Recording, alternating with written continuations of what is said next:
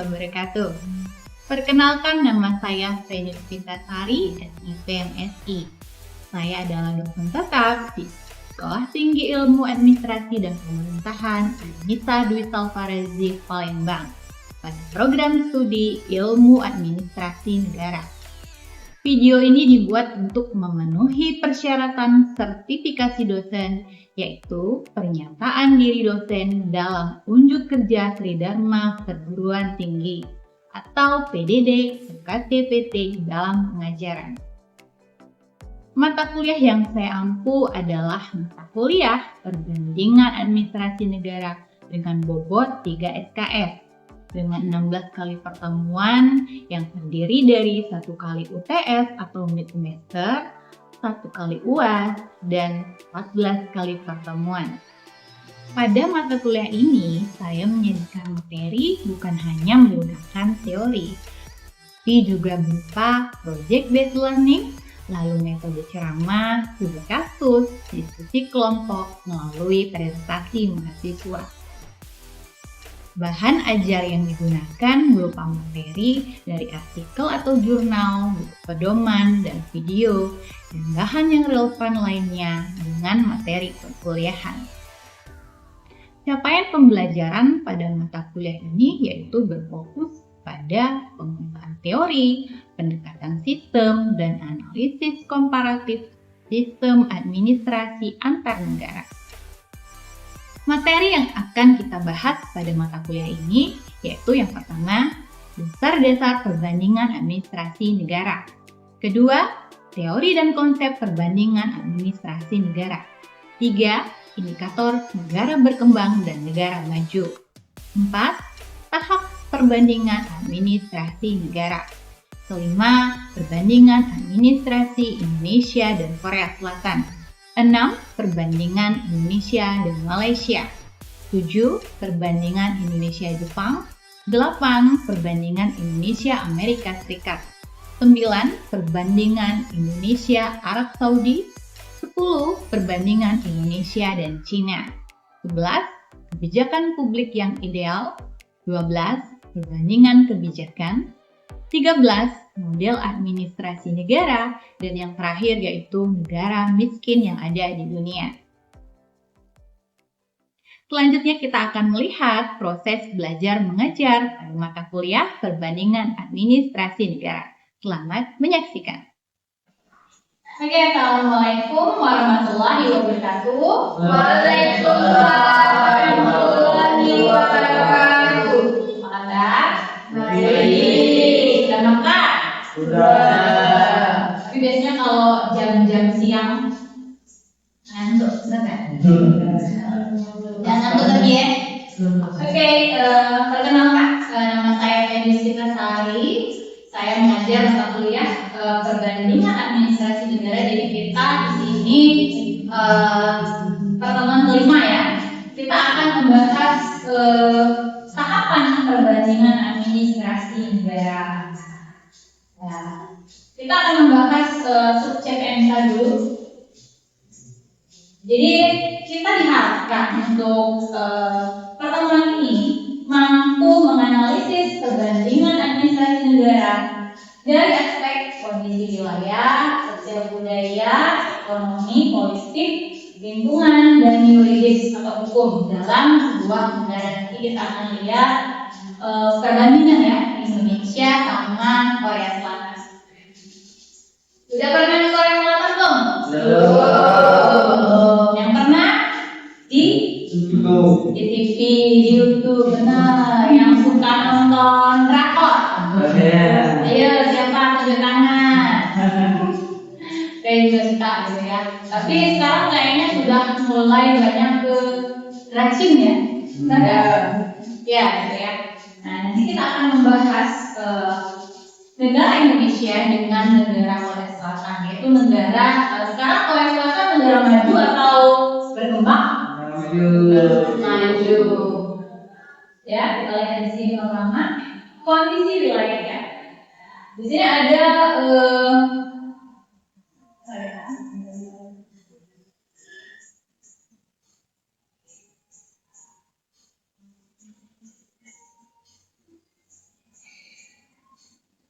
Nah, kita akan membandingkan dari pertama kondisi wilayah. Di sini ada luas Indonesia dengan Korea Selatan. Luas Indonesia berapa? Dia langsung ya kayaknya ya.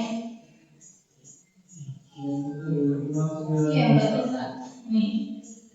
Luas Indonesia berapa itu? Gimana bacanya? 1 Hah? Kubik atau persegi? Matematika kemarin sekolah di mana? Persegi kalau gua. Itu. Sedangkan Korea Selatan kayaknya 100. Iya, jauh sekali ya. 1.900.000 dengan 100.000 gitu ya. Kalau uang 1 juta sama 100 itu satu banding 10 gitu ya, jauh sekali.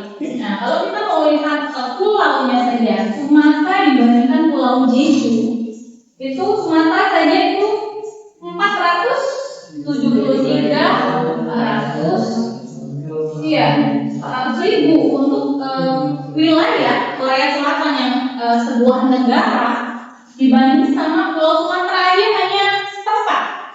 Saking kecilnya negara Korea Selatan itu gitu ya. Apalagi mau dibandingin sama pulaunya, Pulau Jeju. Nah, Jeju ini kalau kalian belum pernah tahu, dia itu mengibaratkan pulaunya itu sama kayak Bali gitu ya. Kalau kita Bali, dia Jeju, dia punya keindahan pantai. Jadi pariwisatanya di Pulau Jeju. Dan itu perbandingannya juga jauh sekali gitu ya. Nah, yang kedua kita lihat kondisi wilayah. Mata pencarian untuk di Indonesia apa saja itu? Pertanian, ya, perkebunan, pariwisata. Saking kayanya negara Indonesia. Sedangkan Korea Selatan apa dia? Nah, dia cuma sektor industri, tapi hanya satu sektor industri itu dia sangat maju. Industrinya banyak. Dari industri Hallyu, kalau kita ngomong K-pop, drakor, itu industri perfilman dan musik. Sekarang seluruh negara di dunia, siapa yang nggak tahu K-pop? Siapa yang nggak tahu Korea Selatan? Gitu ya. Apalagi drakor dunia ya. Padahal dulu kita yang suka drama Asia itu hanya orang Asia. Sekarang orang Eropa pun suka gitu nonton drama Korea. Terus apalagi fashion ya. Sekarang kiblat fashion itu kemana? Korea Selatan. Karena ya K-popnya tadi ada Blackpink, ada siapa lagi? BTS lagi. Tahu kalian? Nah, mereka kiblatnya ke situ, nggak lagi ke Eropa, nggak lagi ke Paris gitu, karena semenjak industri dari Korea Selatan itu mendunia gitu ya. Jadi Asia yang termasuk maju itu ya Korea Selatan. Sedangkan kita dari sumber daya alam, pertanian, kehutanan, perkebunan, perikanan, pariwisata belum bisa mendongkrak gitu dengan sektor industri dia yang hanya satu gitu ya. Satu lagi Pak. Apa? Pertambangan. Pertambangan ya benar. Nanti saya tambahin ya. Pertambangan kita kaya gitu ya. Tapi masih belum bisa gitu mendongkrak Korea Selatan. Oh iya, sebenarnya sebelumnya saya jelasin juga ya. Sebenarnya Korea Selatan itu juga pernah menjadi negara berkembang sama kayak Indonesia pada tahun 1992. Dia sama aja negara. Karena apa? Karena mereka perang. Korea Utara dan Korea Selatan. Jadi kalau negara sudah perang itu sudah ujungnya kurang. Tapi dia cepat majunya, dia naiknya cepat sampai tahun 2021. Dia bisa mendeklarasikan bahwa negara mereka adalah negara maju. Kalau kita kira-kira kapan? 2045 Indonesia aman. Ya kita nggak tahu ya, kita doain aja ya. Siapa tahu nanti zaman anak-anak kita atau anak-anak kalian yang katanya gen alpha ya, sekarang kan lebih kritis ya. Kalau anak saya aja ya di rumah itu, kalau saya mau suruh sesuatu pasti nanya alasan. Makan dulu. Ya kita kan sudah tahu alasan makan ngapain. Ngaku mama makan mama. Biar kenyang. Ngaku mama biar kenyang. Nanti sakit. Kita harus jelasin. Nanti kalau nggak makan sakit perut, sakit, bisa sekolah, nggak bisa ngapa-ngapain, nggak bisa main. Nah, sudah dengar alasan itu yang menurut mereka logika masuk gitu ya. Oh iya, betul. Nah seperti itu general ya. Kita harus menjelaskan sebab akibat gitu. Jadi kita harap lah ya, karena sekarang sudah sekolah banyak yang bagus gitu ya. Bisa di Indonesia. Nah 2045. Amin. Oh, kita langsung terima kasih ya. Dia kayaknya jalan sendiri ya. Iya. Iya tadi sampai mana nih? Wilayah. Nah, kita lihat kondisi sosial budaya. Kayaknya di sini agak kabur ya. Kabur ya. Apa ya? Saya bacain aja ya. Kondisi sosial yang di sini pengangguran masih banyak. Ya enggak? Pengangguran di Indonesia masih banyak, sebanyak 11,41% dari 261 juta jiwa. Banyak nggak? Sedangkan Korea Selatan 5% dari 51 juta jiwa. Kenapa banyak pengangguran? Ya, yang 19 juta lapangan kerja. Jadi karena banyaknya pengangguran, jadi ya ekonomi kita masih bawah.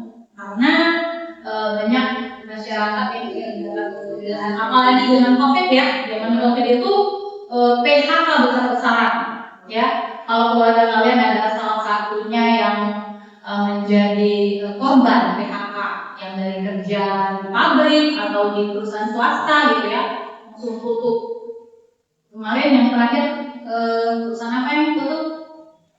Tekstil gitu ya, tutup itu sangat besar gitu ya, tutup.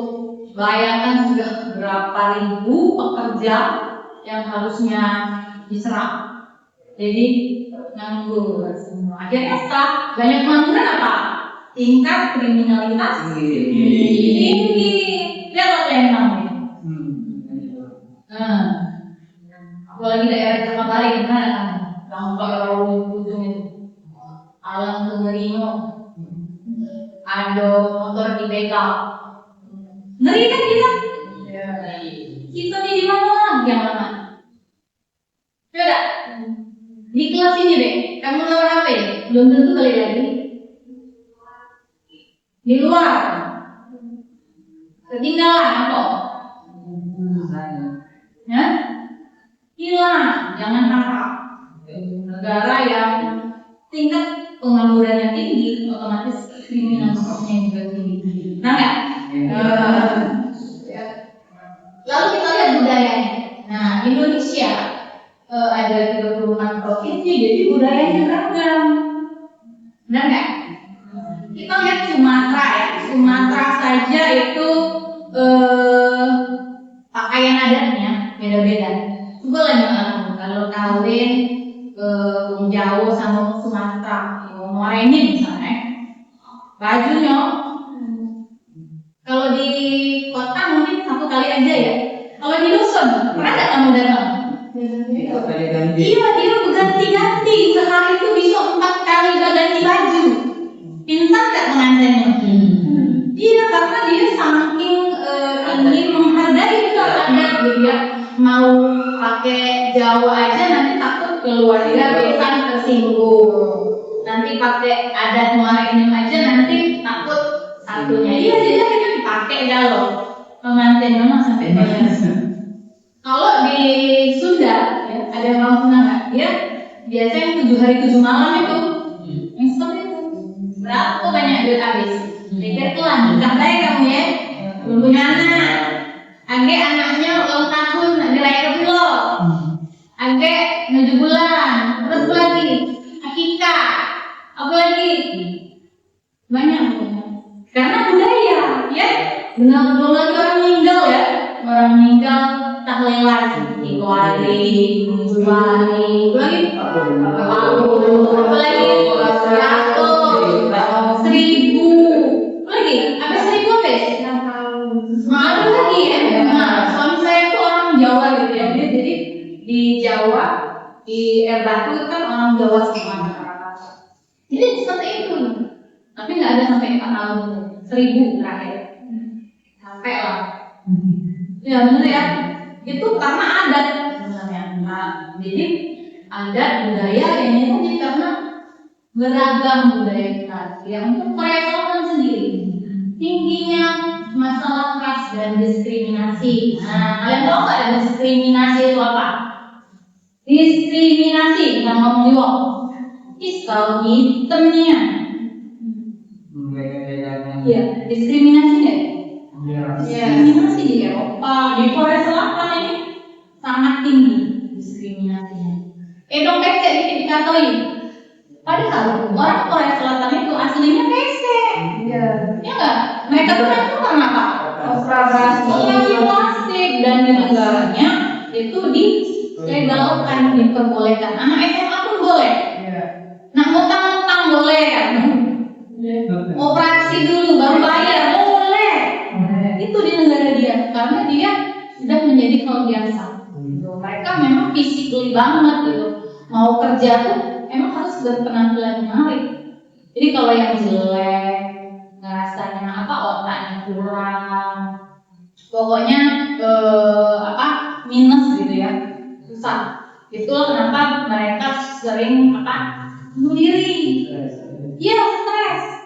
Belajar berat di sana, kerja berat. Anak yang ganteng nih, anak yang cantik nih. Kalau sudah ganteng cantik, nah otak juga. Ya nggak? Bisa. Oke. Nih, ada sinyal lagi. Sinyal. Sosial budaya ya. Nah, kita lihat ekonomi. Ekonomi di sini kita lihat pendapatan per kapita. Indonesia berapa itu? 47 juta. Jadi 47 juta per tahun. Sedangkan Korea Selatan berapa? 100. Berapa perbandingannya? Ada banyak. Gitu ya. Itu perbedaan. Pendapatan per kapita ini yang menentukan kita tuh bisa jadi negara maju atau enggak gitu. Jadi kalau kita masih di bawah 30.000 gitu ya, kita masih jadi negara berkembang. Jadi berharaplah 2045 kita sudah di atas 30.000 per US dollar ya, bukan per juta kan. Nah, untuk pemerataan pendapatan masih banyak strata atau lapisan. Korea Selatan sama Indonesia sama loh. Lapisannya itu yang miskin-miskinnya, yang kaya-kayanya berbeda sama Jepang. Kalau Jepang mobil itu nggak banyak yang pakai. Kalau kita sama Korea sama, banyak yang pakai. Ya, yang miskin jalan kaki, yang kaya naik mobil. Kalau di Jepang, kaya miskin sepeda di desa ya. Kalau di kota mereka pakai apa namanya? Kereta cepat. Pengen nggak naik kereta cepat? Pengen. Nanti Jepang aku nggak bisa naik tau.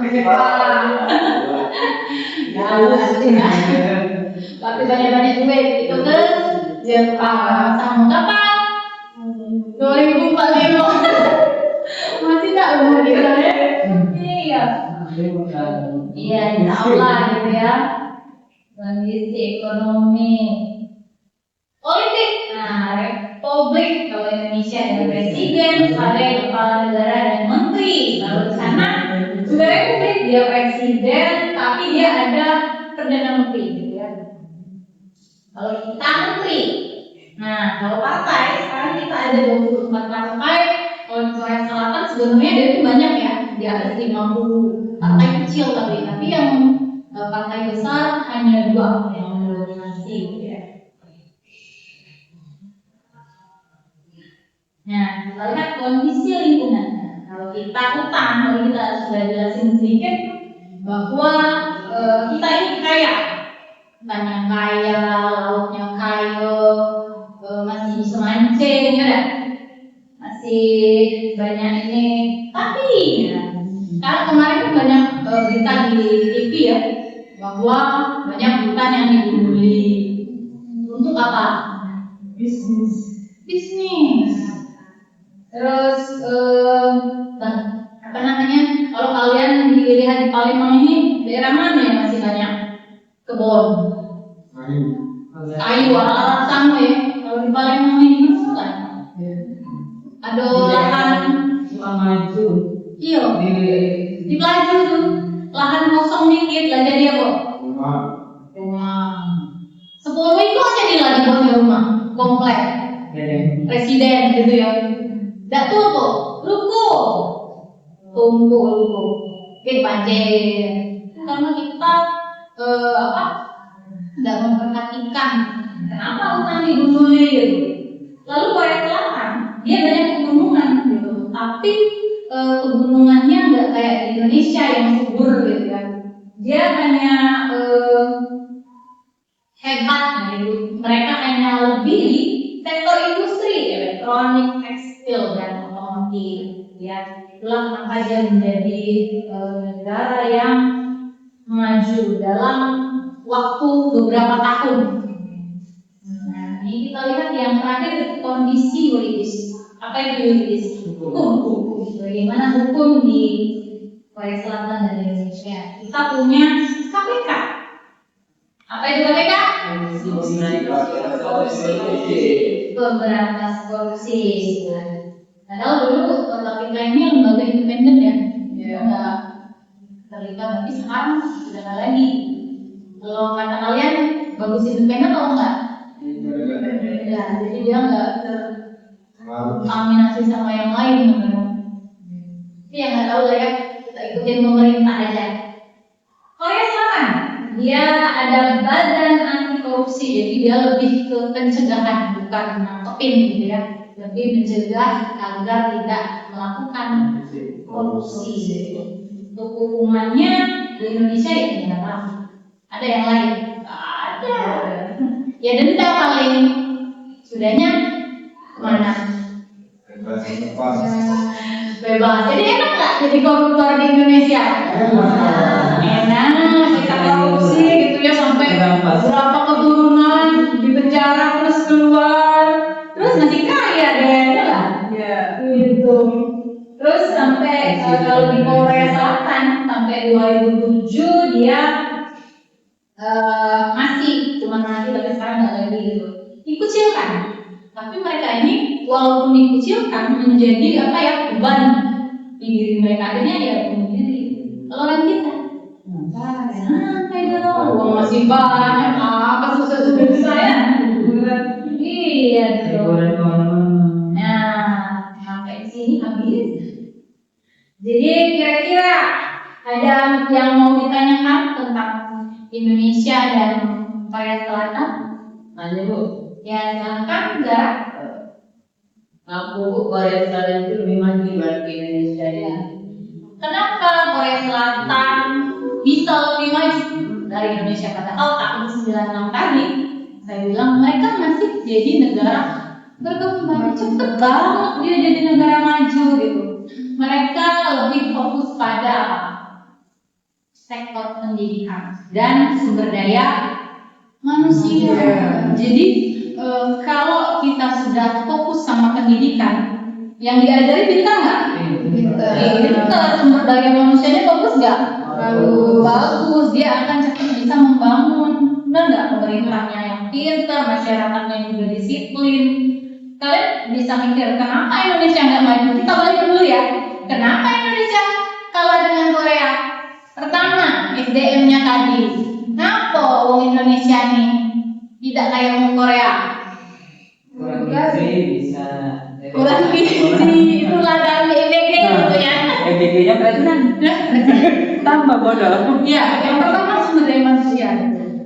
Kalau kita fokus pada pendidikan, otomatis ya pendidikan itu akan mendongkrak kemajuan. Nah, dari alamnya dulu, benar nggak? Masyarakat kita ini nggak disiplin, benar nggak?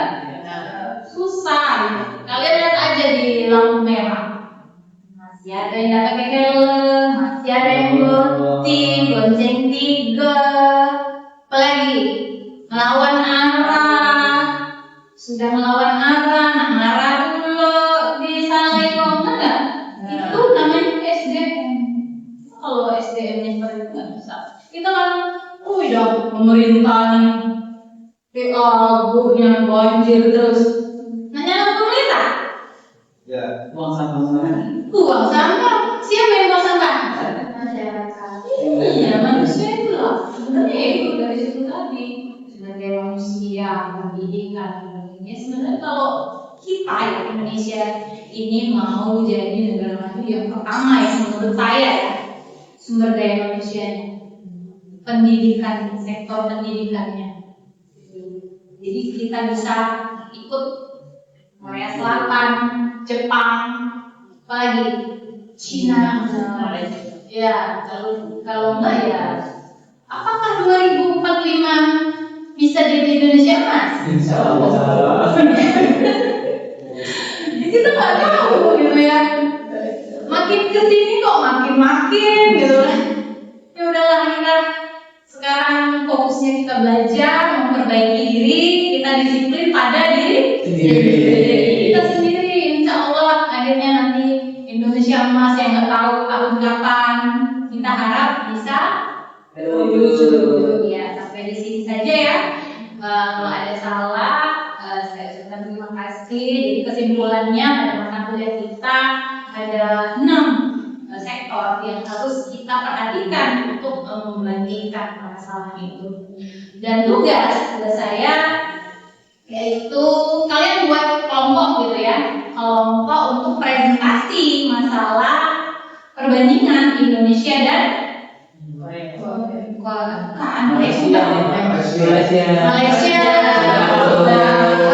Ya, pokoknya negara-negara maju yang menurut kalian bisa dibandingkan ya. Oke? Minggu depan presentasi. Terima kasih saya tutup. Assalamualaikum warahmatullahi wabarakatuh. Demikianlah cuplikan proses belajar mengajar pada mata kuliah Perbandingan Administrasi Negara. Saya mengucapkan terima kasih kepada para asesor yang sudah menyaksikan video saya. Terima kasih juga saya sampaikan pada seluruh pimpinan Sekolah Tinggi Ilmu Administrasi dan Pemerintahan Anissa Dwi Salvari di Palembang, para dosen dan mahasiswa sekalian, serta LL Dikti Wilayah 2. Maaf apabila ada kesalahan dan kekurangan. Assalamualaikum warahmatullahi wabarakatuh.